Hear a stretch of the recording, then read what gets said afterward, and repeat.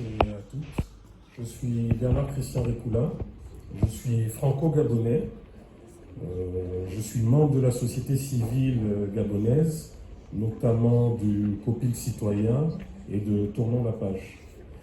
Il y a 4 ans, certains mouvements de la société civile dont je fais partie ont été alertés par des communautés villageoises de la région des Tingoué parce qu'elles étaient menacées d'être expropriées de leurs terres ancestrales par une compagnie pétrolière que je ne connaissais pas à l'époque, du nom de Perenco.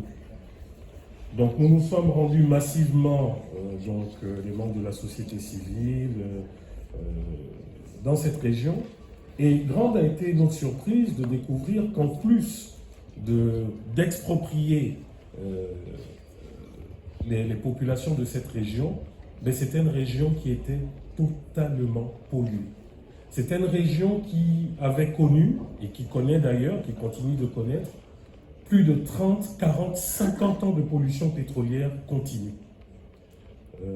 Si la France a été traumatisée par l'Erika, mais sachez que les Erika, il y a des générations et des générations d'Erika au Gabon, et notamment dans ces régions.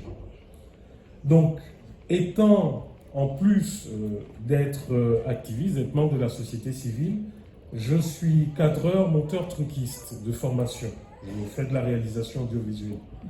Donc, je me suis mis à documenter de façon scientifique, à faire un monitoring de ces régions polluées. Et en 4 ans, j'ai pu observer sur un rayon de plus de 400 km des forêts entières dévastées. J'ai aujourd'hui 40 000 gigas d'images et de photos, d'images vidéo et de photos, qui vous montrent en 2019 une forêt et aujourd'hui en 2023 des déserts. J'ai alerté les autorités gabonaises, toutes les autorités, ministère de l'Environnement, tous les ministères possibles.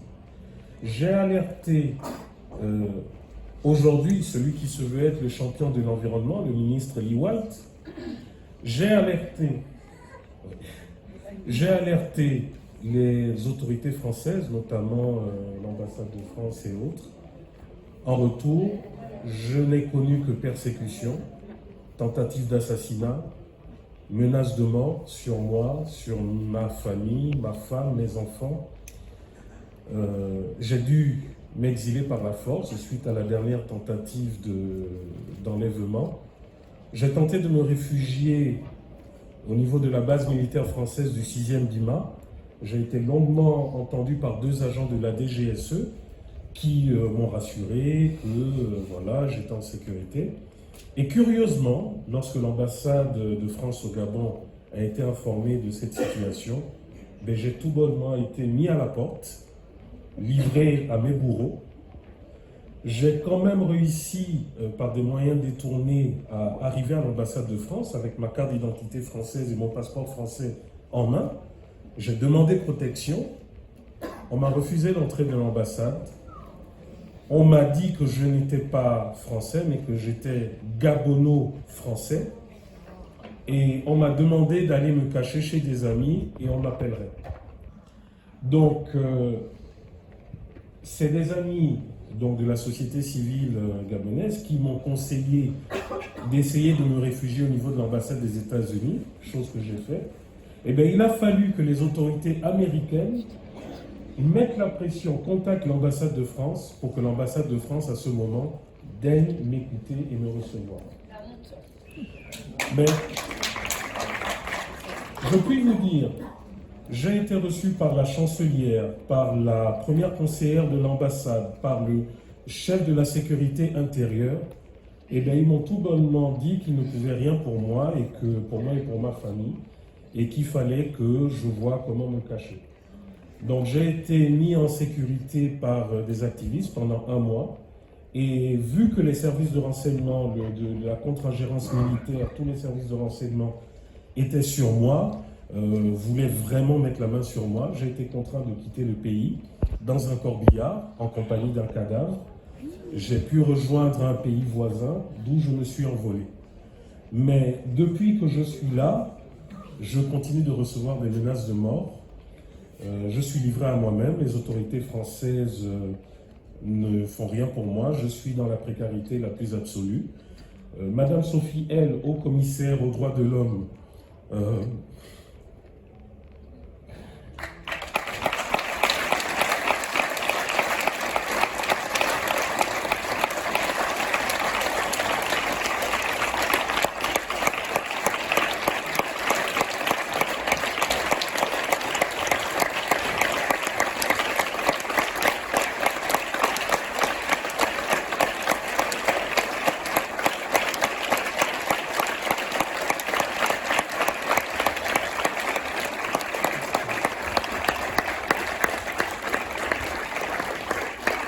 c'est grâce à Madame Sophie L, haut commissaire aux droits de l'homme en Suisse.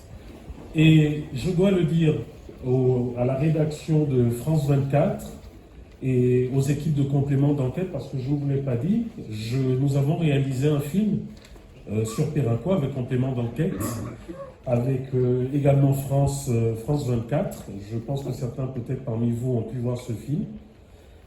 C'est grâce à eux que ma famille a pu rejoindre la France. Ma famille a été extradée grâce à eux. Et comme pour bien me faire payer, l'ambassade de France a refusé d'accorder des papiers valables à mon épouse et à mes enfants. Ils leur ont accordé un visa temporaire. Et d'ailleurs, ils leur ont fait payer ces visas à peu près 1000 € et des poussières.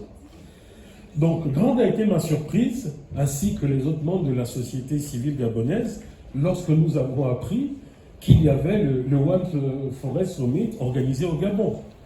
Parce que je dois vous dire que le Gabon, je le fais, je le pratique, j'ai quasiment fait toutes les régions, je dis bien toutes les régions du pays, mais le Gabon est tout sauf un pays écologique. C'est vrai que sur le papier, pour obtenir des crédits, pour obtenir de l'argent, on présente le Gabon comme étant l'un des pays qui est le champion de la sauvegarde de la biodiversité, mais je dois vous dire qu'en réalité, il n'en est rien. Le Gabon a connu depuis 2009, depuis la prise au pouvoir de, je dirais, Baby Doc, de M. Ali Bongo Ondimba, qui n'est autre que celui qui a pris le pouvoir à la mort de son père, après plus de 40 ans de pouvoir. Depuis 2009, le Gabon a connu des milliers et des milliers d'hectares de déforestation liés à l'agro-industrie, via la plantation de forêts, via la plantation d'huile de palme. Je crois que vous êtes très bien placé pour savoir quel est le rôle que la plantation de palmiers a au niveau des forêts. Le Gabon aujourd'hui, et c'est des chiffres officiels, vous pourrez après mon intervention aller les vérifier, le Gabon aujourd'hui, notamment la présidence de la République, se targue d'avoir produit aujourd'hui plus de bois qu'il n'y a auparavant. Ça, ce sont des chiffres officiels.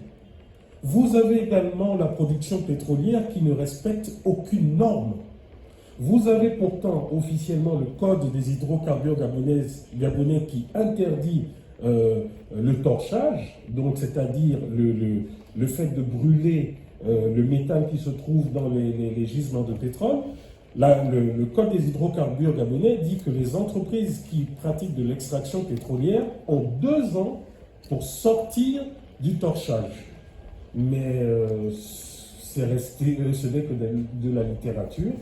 Ni Périnco, ni Morel et Prom ne respectent cela. Pire encore, vous avez Périnco qui est spécialisé, parce que vous ne le savez pas, Périnco aujourd'hui est spécialisé dans l'exploitation des champs pétroliers que les grands majeurs ne veulent plus. Pourquoi? Parce que l'exploitation est extrêmement coûteuse. L'exploitation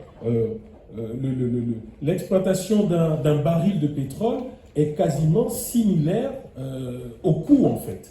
Ce qui fait qu'aujourd'hui, pour pouvoir faire des profits, Périnco fait fi des normes de sécurité, et ce qui fait que vous avez des pollutions H24. Je vous dis, j'ai plus de 20 000 gigas d'images, photos, vidéos. J'ai, pendant 4 ans, fait une cartographie GPS de toute une région et je mets quiconque au défi, Périnco et même les avocats, et même pour la petite histoire, après avoir fait du forcing, donc en utilisant les réseaux sociaux, donc en faisant des lives en pleine pollution pétrolière, après avoir fait du forcing, j'ai été confronté au directeur de Périnco face à la justice gabonaise.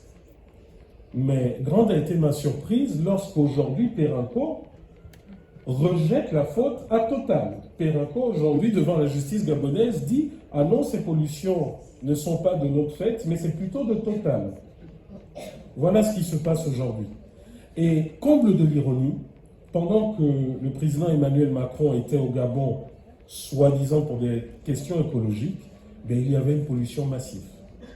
J'ai informé à nouveau les autorités gabonaises, j'ai informé le ministre de l'Environnement, j'ai fait des petits films sur Facebook, sur les réseaux sociaux pour attirer l'attention, ben, ils ont tous préféré regarder à côté. Et vous savez quoi? Le directeur général de Périnco a été décoré de la Légion d'honneur par les autorités gabonaises à l'ambassade de France. Voilà ce qui se passe aujourd'hui. Merci beaucoup.